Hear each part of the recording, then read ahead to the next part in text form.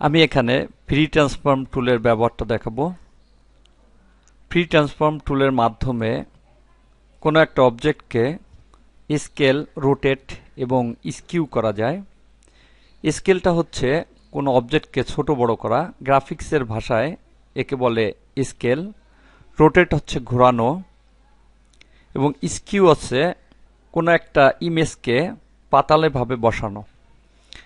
এখানে দেখতে পাচ্ছি টুল বক্সে ফ্রি ট্রান্সফর্ম নামে একটা টুল রয়েছে।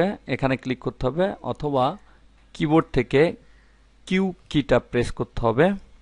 আমি এখানে এটা ক্লিক করলাম, এটাকে নির্বাচন করি, তাহলে দেখতে পাচ্ছি একটা রেক্টাঙ্গল চলে আসছে। এটাকে যদি আমি হরিজেন্টালি ছোট বড় করতে চাই তাহলে এখান থেকে এটাকে ছোট বড় করা যাবে। যদি ভার্টিক্যালি ছোট বড় করতে চাই তাহলে এখান থেকে ভার্টিক্যালি ছোট বড় করতে হবে। যদি উভয় সাইডে একই সঙ্গে ছোট বড় করতে চাই তাহলে এই কর্নারে ক্লিক করে ড্র্যাগ করে উভয় সাইডে একই সঙ্গে ছোট বড় করা যাবে।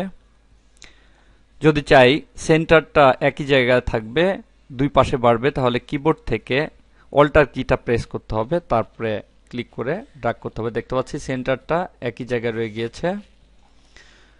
যদি একই সঙ্গে চারপাশে বাড়াইতে চাই তাহলে শিফট কিটা চেপে ধরে বাড়াইতে হবে, এতে শেপের কোনো পরিবর্তন হবে না, শুধু স্কেল হবে। দেখতে পাচ্ছি চারপাশে একসঙ্গে একইভাবে বাড়ছে। যদি অবজেক্টকে রোটেট করতে চাই তাহলে মাউসটা কর্নার নিলে দেখতে পাচ্ছি রোটেটের একটা চিহ্ন চলে আসছে। এই অবস্থায় ক্লিক করে এটাকে রোটেট করা যাবে। দেখতে পাচ্ছি বিভিন্নভাবে রোটেট হচ্ছে। যদি স্কিউ করতে চাই তাহলে মাউস পয়েন্টারটাকে দাগের পর নিতে হবে এবং স্কিউ এর একটা চিহ্ন চলে আসবে, দেখতে পাচ্ছি। এবার ক্লিক করে ডানে বামে স্কিউ করা যাবে এভাবে। আবার এখানে ক্লিক করে ভার্টিক্যালি স্কিউ করা যাবে।